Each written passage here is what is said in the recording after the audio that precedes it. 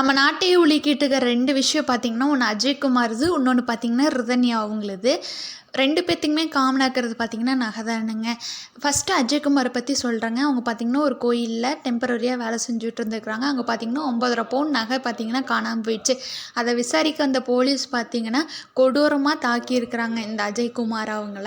2வது பார்த்தீங்கன்னா ரிதன்யா அவங்களுது. ரிதன்யா அது பார்த்தீங்கன்னா எத்தனையோ பவுன் பார்த்தீங்கன்னா டிமாண்ட் பண்ணி நகை பார்த்தீங்கன்னா கல்யாணத்துக்கு இது பண்ணி இருந்துக்கிறாங்க. அவங்க போட்டதுக்கப்புறம் பார்த்தீங்கன்னா நகை வேணும்னு பார்த்தீங்கன்னா ரொம்ப டார்ச்சர் பண்ணி இருந்திருக்கிறாங்க. ஒரே ஒரு விஷயம் தாங்க நம்ம சொசைட்டியில் நடந்துகிட்ருக்குது. எப்படின்னா, நம்ம வந்து ஒரு பொருளாதாரத்தில் வந்து ரொம்ப அதிகமாக இருக்கிற மாப்பிள்ளையை கல்யாணம் முடிச்சு கொடுத்துட்டா அவங்க ரொம்ப நல்லவங்க அப்படிங்கிற மாதிரி நம்ம மைண்ட் செட் எல்லாமே இருக்குது. இப்போ இந்த இதுலேயே பார்த்தீங்கன்னா ரிதன்யா இதுலேயே பார்த்தீங்கன்னா மாப்பிள்ளை பார்த்தீங்கன்னா எந்த வேலைக்குமே போகிறதில்ல.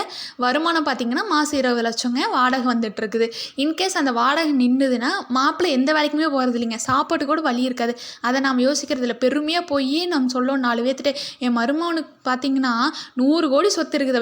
அந்த பெருமைக்கோசரம் தான் பார்த்தீங்கன்னா மேக்ஸிமம் இப்போ கல்யாணம்லாம் நடந்துட்டுருக்குது.